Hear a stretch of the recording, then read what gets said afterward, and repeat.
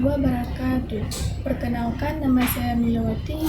Saya dari Universitas Islam Negeri Banda Aceh. Saya dari Prodi Ilmu Administrasi Negara, yaitu Fakultas Fisip.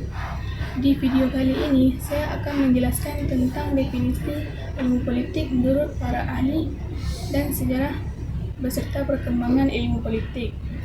Nah, pengertian ilmu politik. Kalau kita dengar kata politik, kebanyakan orang langsung mikirnya soal partai, pemilu, atau kekuasaan. Padahal sebenarnya ilmu politik itu jauh lebih luas dari itu. Secara sederhana, ilmu politik adalah ilmu yang mempelajari tentang kekuasaan, pemerintahan, dan bagaimana keputusan-keputusan penting diambil dalam kehidupan bersama. Beberapa ahli punya pendapat berbeda tentang apa itu ilmu politik.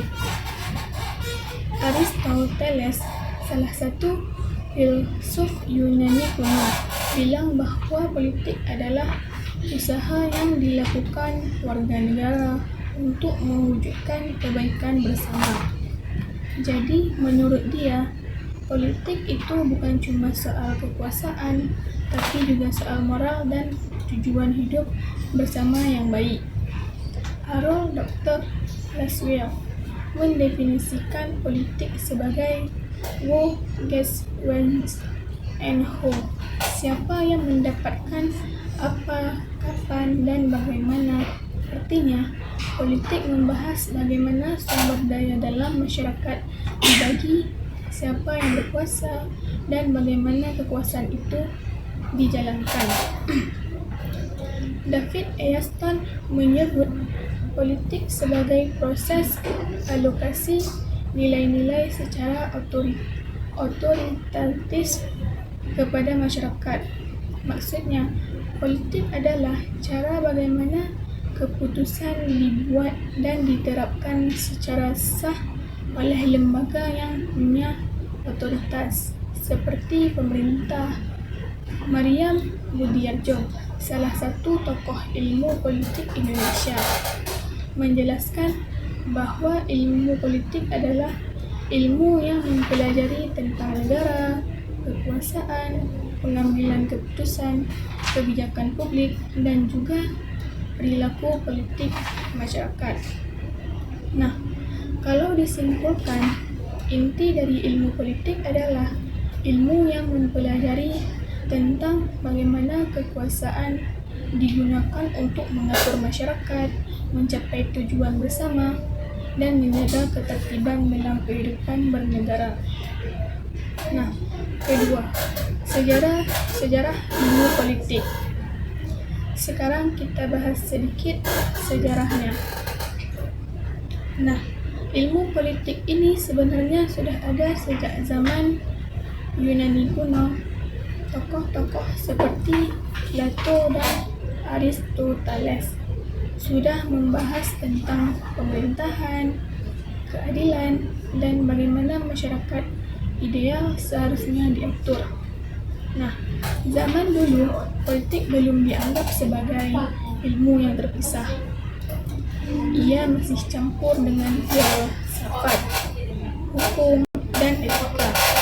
Tapi setelah abad ke-17 dan ke-18, ketika ilmu pengetahuan mulai berkembang pesat di Eropa, politik mulai dikaji secara ilmiah. Orang-orang mulai mempelajari perilaku politik manusia, sistem pemerintahan, dan cara kekuasaan dijalankan berdasarkan data dan teori. Pada masa modern, terutama setelah Perang Dunia Kedua, ilmu politik makin berkembang. Banyak lembaga dan universitas yang membuat jurusan ilmu politik secara khusus.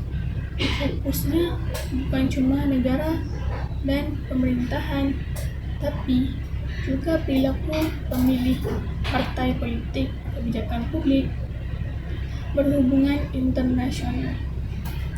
Bahkan isu-isu seperti gender dan lingkungan.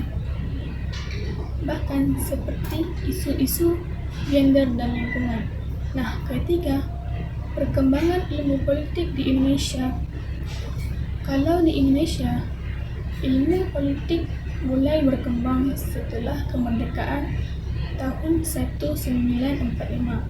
Awalnya banyak ahli politik juga tokoh perjuangan kemerdekaan mereka melihat politik sebagai alat untuk membangun bangsa.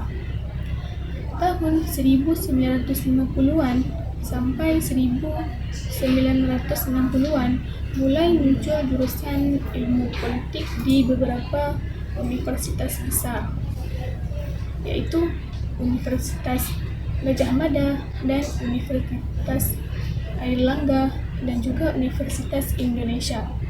Nah, pada masa Orde Baru, ilmu politik lebih banyak dikaitkan dengan pemerintahan dan stabilitas negara. Tapi setelah reformasi 1998, cakupan ilmu politik makin luas. Sekarang kita bahas soal demokrasi, partisipasi politik, hak asasi manusia, hingga transparansi pemerintahan. Nah, jadi bisa dibilang ilmu politik di Indonesia berkembang dari yang sifatnya elitis dan pemerintahan menjadi lebih terbuka, partisipatif, dan kritis terhadap kekuasaan. Nah, jadi kesimpulannya, ilmu politik adalah ilmu yang mempelajari tentang kekuasaan, pemerintahan, dan pengambilan keputusan dalam masyarakat. Ilmu ini sudah ada sejak zaman Yunani kuno, berkembang pesat di Eropa modern, dan di Indonesia sendiri mengalami perjalanan panjang dan masa kemerdekaan sampai era reformasi. Nah, cukup sekian video dari saya akhiri. Assalamualaikum warahmatullahi wabarakatuh.